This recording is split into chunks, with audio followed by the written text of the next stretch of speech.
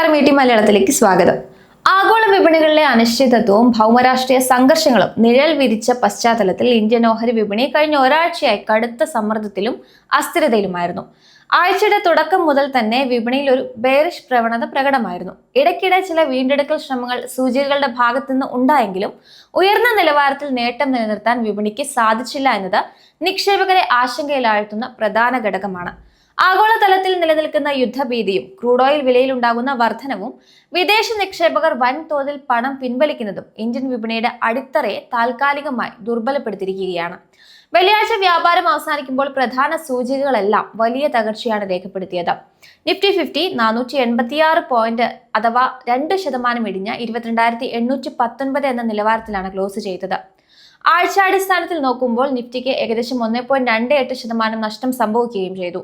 സമാനമായ രീതിയിൽ സെൻസെക്സ് വെള്ളിയാഴ്ച മാത്രം 1690 പോയിന്റ് തകർന്ന് 73,583 എന്ന നിലയിലേക്ക് താഴുകയും വീക്കിലി നോക്കുമ്പോൾ 1.27% ഇടിവ് രേഖപ്പെടുത്തുകയും ചെയ്തു. ബാങ്കിംഗ് മേഖലയെ പ്രതിനിധീകരിക്കുന്ന ബാങ്ക് നിഫ്റ്റി സൂചികയാകട്ടെ വിപണിയേക്കാൾ മോശം പ്രകടനമാണ് കാഴ്ചവെച്ചത്.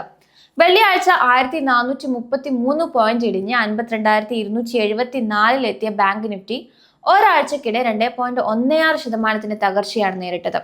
ഇത് ബാങ്കിംഗ് ഓഹരികൾ നിലനിൽക്കുന്ന കടുത്ത വിറ്റഴിക്കൽ സമ്മർദ്ദത്തെ തന്നെയാണ് സൂചിപ്പിക്കുന്നത്. ഈ ആഴ്ചയിലെ വിപണി തകർച്ചയ്ക്ക് പിന്നിലെ ഏറ്റവും പ്രധാനപ്പെട്ട കാരണം ആഗോള ഭൗമരാഷ്ട്രീയ സാഹചര്യം തന്നെയാണ്. പ്രത്യേകിച്ച് US-ഉം ഇറാനും തമ്മിൽ നിലനിൽക്കുന്ന സംഘർഷം വിപണിയെ കടുത്ത അനിശ്ചിതത്വത്തിലാക്കി. ഇത്തരം സാഹചര്യങ്ങൾ ആഗോള ഊർജ്ജ വിതരണ ശൃംഖലയെ തടസ്സപ്പെടുത്തുമോ എന്ന ഭീതി വിപണിയിൽ പടർന്നിട്ടുണ്ട്. ഇതിന്റെ ഫലമായി അന്താരാഷ്ട്ര വിപണിയിൽ ബ്രെന്റ് ക്രൂഡ് ഓയിൽ വില ബാരലിന് $98 $115 ഇടയിലുള്ള ഉയർന്ന നിരക്കിൽ തുടരുകയാണ്. ഇന്ത്യയെ പോലെ ഇറക്കുമതിയെ ആശ്രയിക്കുന്ന ഒരു സമ്പദ് വ്യവസ്ഥയ്ക്ക് ക്രൂഡ് ഓയിൽ വിലയിൽ ഉണ്ടാകുന്ന വർധനവ് പണപ്പെരുപ്പ ഭീഷണി ഉയർത്തുകയും രാജ്യത്തിന്റെ മാക്രോ സാമ്പത്തിക സ്ഥിരതയെ ബാധിക്കുകയും ചെയ്യുന്നു. ഇതോടൊപ്പം തന്നെ ഇന്ത്യൻ രൂപയുടെ മൂല്യത്തിലുണ്ടായ തകർച്ചയും വിപണിക്ക് വലിയ തിരിച്ചടിയായി.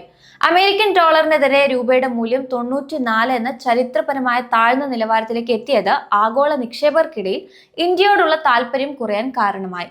രൂപയുടെ മൂല്യം ഇടിയുന്നത് ഇറക്കുമതി ചിലവ് വർദ്ധിപ്പിക്കുകയും വിദേശ നിക്ഷേപകർക്ക് അവരുടെ നിക്ഷേപത്തിൽ നിന്നുള്ള ലാഭം കുറയ്ക്കുകയും ചെയ്യുന്നു. ഇത് വിദേശ നിക്ഷേപകരുടെ പിൻവാങ്ങലിന് ആക്കം കൂട്ടും.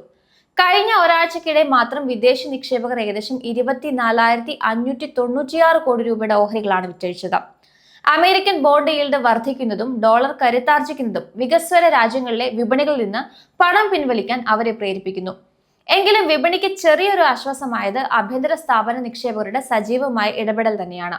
വിദേശികൾ വിറ്റഴിക്കുമ്പോൾ ആഭ്യന്തര നിക്ഷേപകർ ഏകദേശം 26,897 കോടി രൂപയുടെ ഓഹരികൾ വാങ്ങി വിപണിയെ വലിയ തകർച്ചയിൽ നിന്ന് ഒരു പരിധിവരെ സംരക്ഷിച്ചിട്ടുണ്ട്. ഇത് വിപണിയിലെ താഴ്ന്ന നിലവാരങ്ങളിൽ നിന്ന് ഒരു താങ്ങായി വർദ്ധിച്ചിട്ടുണ്ടെങ്കിലും ആഗോള ഘടകങ്ങൾ അങ്ങേയറ്റം പ്രതികൂലമായതിനാൽ വിപണിയുടെ മൊത്തത്തിലുള്ള ഘടന ദുർബലമായി തന്നെ തുടരുന്നു.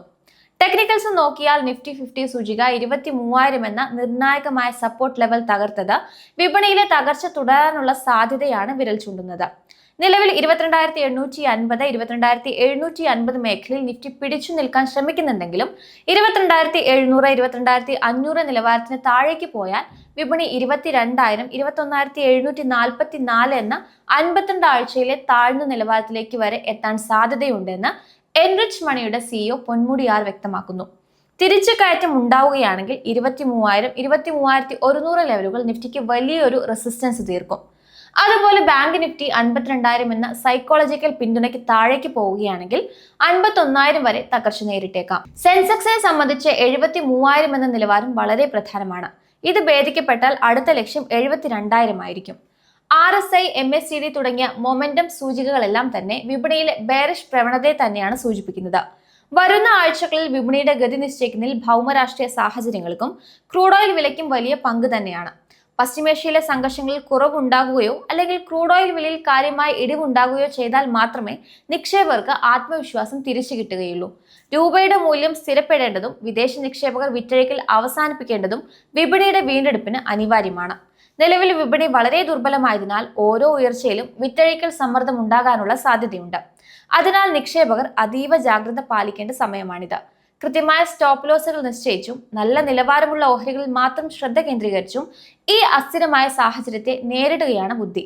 ആഗോള വിപണികളിലെ ഓരോ ചലനങ്ങളും സൂക്ഷ്മമായി നിരീക്ഷിച്ചുകൊണ്ട് മാത്രമേ പുതിയ നിക്ഷേപങ്ങൾക്കായി മുതിരാവൂ. വിപണി ഒരു വെല്ലുവിളി നിറഞ്ഞ ഘട്ടത്തിലൂടെയാണ് കടന്നു പോകുന്നത്. ഇതിൽ നിന്ന് സുസ്ഥിരമായ ഒരു തിരിച്ചുകയറ്റം ഉടനെ പ്രതീക്ഷിക്കുന്നത് പ്രായോഗികമല്ല. ആഗോളതലത്തിൽ ശുഭവാർത്തകൾ വരുന്നതുവരെ വിപണിയിൽ ചാഞ്ചാട്ടം തുടരാൻ തന്നെയാണ് സാധ്യത.